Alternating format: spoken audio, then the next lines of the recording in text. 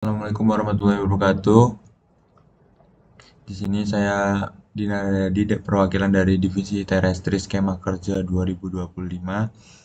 Di sini saya akan menjelaskan tentang akuisisi data total session, terutama untuk kerangka kontrol horizontal. Jadi yang pertama ini aku mau jelasin tentang langkah dasar akuisisi data KKH dulu.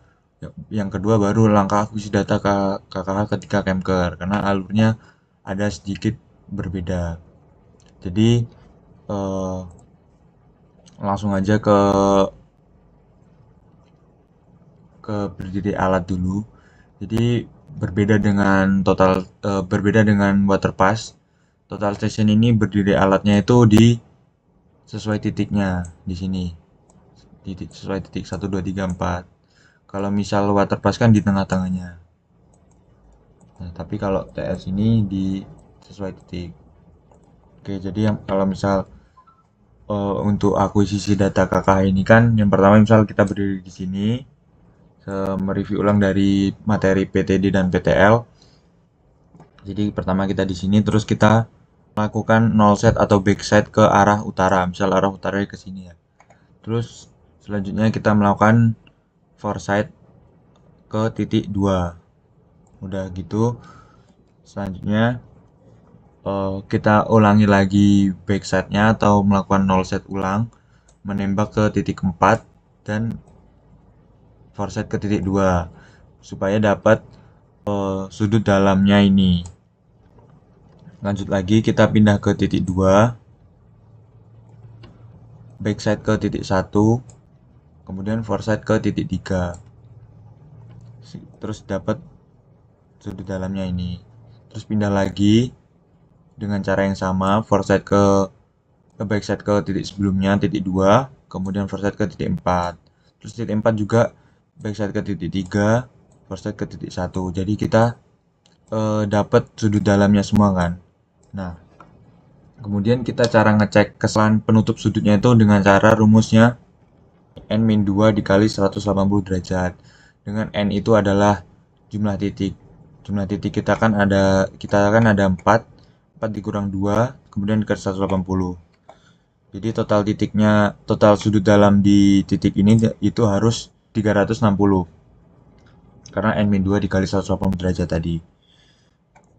Nah, kalau misal kalian udah ngukur satu sesi itu, kalian baru bisa ngecek untuk eh, kesalahan penutup sudutnya. Jadi kalau misal kalian masih di titik 3, terus kalian mau ngecek kesalahannya berapa itu nggak bisa.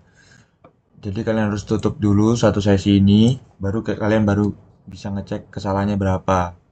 Nah, untuk meminimalisir kesalahan itu, kalian bisa melakukan pengukuran dengan benar urutannya, centering, leveling. Eh, dari kita juga udah menyediakan form assessment untuk pengukuran KKH itu. Jadi nanti ada form kayak gini. Nah, sebelum kalian melakukan pengukuran itu, kalian harus melakukan form assessment ini dengan teliti supaya meminimalisir kesalahan penutup sudut atau pengukuran kalian. Jadi kalian misal ada ini pengukuran KKH, yang pertama itu untuk cara nge-QC atau meminimalisir kesalahan yang pertama itu ada alat tidak pada daerah yang mudah bergetar, leveling, dan ini lain-lain. Nah, form ini juga udah di-share di drive dari pencerdasan. Selanjutnya kita akan melakukan contoh akuisisi data ketika skema kerja. Jadi ini simulasi ketika kita melakukan skema kerja ya. Sebenarnya nggak tahu juga nanti skema kerjanya poligonnya seperti apa. Cuman yang pasti cara null setnya yang pertama itu beda. Jadi apa bedanya? Jadi kalau misal kita pengukuran skema kerja ini, BM-nya ini yang udah dilakukan pengukuran statik untuk mendapatkan koordinat global. Jadi kita tidak menggunakan koordinat lokal seperti nol set utaranya itu pakai HP, terus koordinatnya itu lokal 1000 1100. Nah, kalau di skema kerja ini biasanya kita pakai koordinatnya itu global. Jadi caranya gimana dan apa yang membedakan? Jadi kan kita di sini punya dua titik di sini. Punya titik satu BM1 dan BM2. Anggap ini BM1 dari statik ya. Nah, terus apa yang membedakan? Nah, kalau di ketika kita punya dua BM ini, kita udah punya arah utaranya dari perhitungan. Jadi caranya gimana? Caranya itu pakai arcestan koordinat x2 min x1, x2 ini dikurangi x1 dan per y2 min y1. Jadi misal arah utaranya itu ke sini, jadi kita udah punya nilai ini. Jadi langkah pertama itu ketika kelompok satu ini misalnya. Kelompok satu di sini. Jadi dia langsung null setnya ke sini, tidak perlu melakukan null set ke arah utara lagi karena arah utara yang fix itu sudah didapatkan dari kedua koordinat global. Jadi kita null set di sini, misal kelompok satu ini ya. Terus misal kelompok satu itu kebagian 4 titik, 1, 2, 3, 4. Terus kelompok 2 itu 5, mulai dari 5, 6, 7. Jadi kelompok satu itu null set ke sini, terus tembak ke BM2.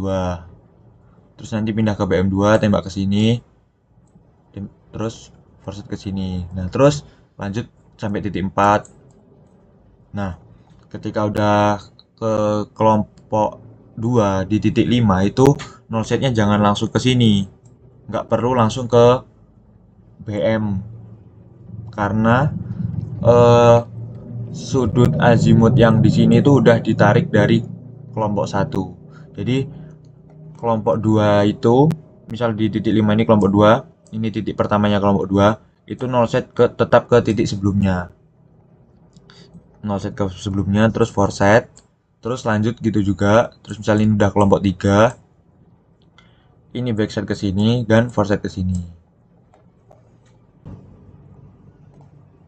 Nah, ketika udah melakukan pengukuran eh, seluruh titik ini hingga tertutup, terus kita cek dulu toleransinya berapa, masuk gak ke penutup sudutnya dengan sudutnya itu ya tadi n-2 dikali 180 derajat.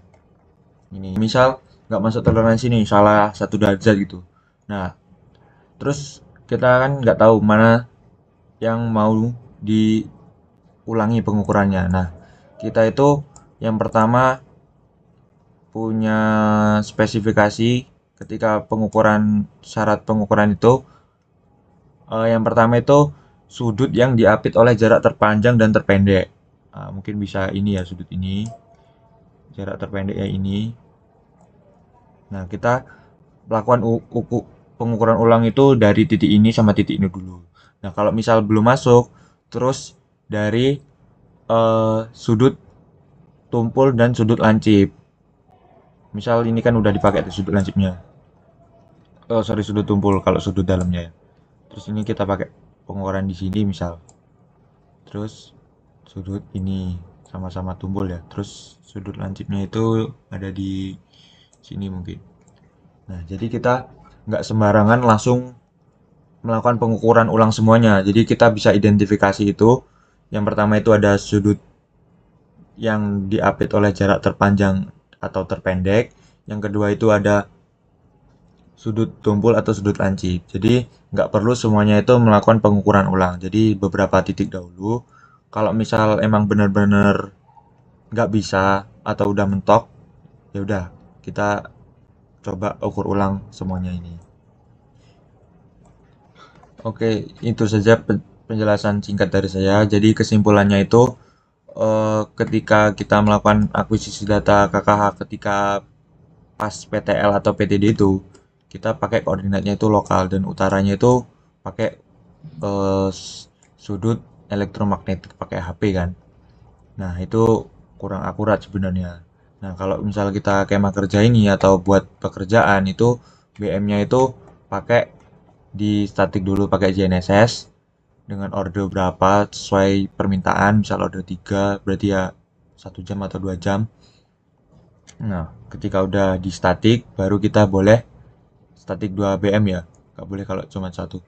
Jadi kita baru bisa melakukan beriral di sini terus bisa di sini karena eh, ketika kita punya 2 BM itu kita sudah punya nilai utara dari perhitungan dan itu insya Allah sudah pasti akurat.